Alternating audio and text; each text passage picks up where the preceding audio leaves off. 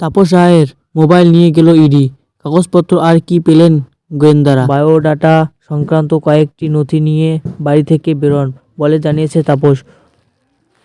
বর্ষিয়ান নেতার কথা, আমার বাড়ির নিচের উপরের ডাই করে রাখা কাগজপত্র সেসব দেখছে। আর কি কাগজপত্র আর কি কি পেলেন গোয়েন্দারা এই ব্যাপারে তাপস বাবু বলেন, আমি বিধায়ক বাড়িতে আমার নির্বাচন কেন্দ্রে কত মানুষ আসছে না দরকারের আসে চিঠি দিয়ে যান, সেই সব কাগজ তো তিনি নিয়েই হয়, নইলে আপনারাই সাংবাদিকরা বলবেন বিধায়ক মানুষের কথা শোনেন না।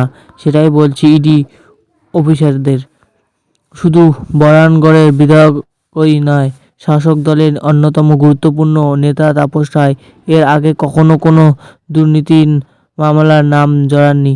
তার কোনো কেন্দ্রীয় সংস্থার তরফে তল্লাশি বা জিজ্ঞাসাবাদও চালা হয়নি।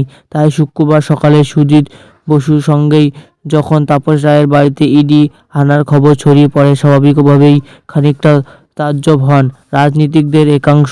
ইডি অফিসাররা বাড়ির ভিতরে থাকাকালীন বাইরে জড়ো হতে থাকে এলাকার মানুষজন।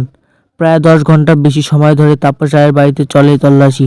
এরপরেই সংবাদ মাধ্যমের সামনে মুখ খোলেন তাপস রায়। সাংবাদিকের মুখোমুখি হয়ে তৃণমূল বর্ষিয়ান নেতা বলেন, আমার কিছু বলার নেই, যা বলবার ওরা বলবে। ইডি যে কারণে আসছে সেই কারণে এসেছে।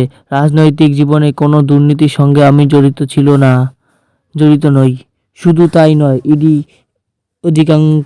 আধিকারিকরা যাওয়ার পরেই তিনি বলেন, অনেক সময় নেতা মন্ত্রীদের কাছে গিয়ে নিজের আপনজনদের জন্য অনুরোধ করে অনেকে। সেই সম্পর্কিত কিছু নথিও গোয়েন্দারা নিয়ে গিয়েছে। তবে এজেন্সি রাজনীতি নিয়ে কোনো মন্তব্য করতে রাজি হননি তিনি। মুখ্যমন্ত্রী মমতা বন্দ্যোপাধ্যায় বা অভিষেক বন্দ্যোপাধ্যায় এই প্রসঙ্গে যা বলার বলবে বলে জানা তাপসবাবু। শুক্রবার সাত সকালে বউবাজারের বিবি গাঙ্গুলি স্ট্রিটে রানাঘরের বিধায়ক তাপস রায়ের বাড়ির সামনে সিআইপিএফ জওয়ানদের দাঁড়িয়ে থাকতে দেখে আশ্চর্য হয়েছিলেন স্থানীয় মানুষজন।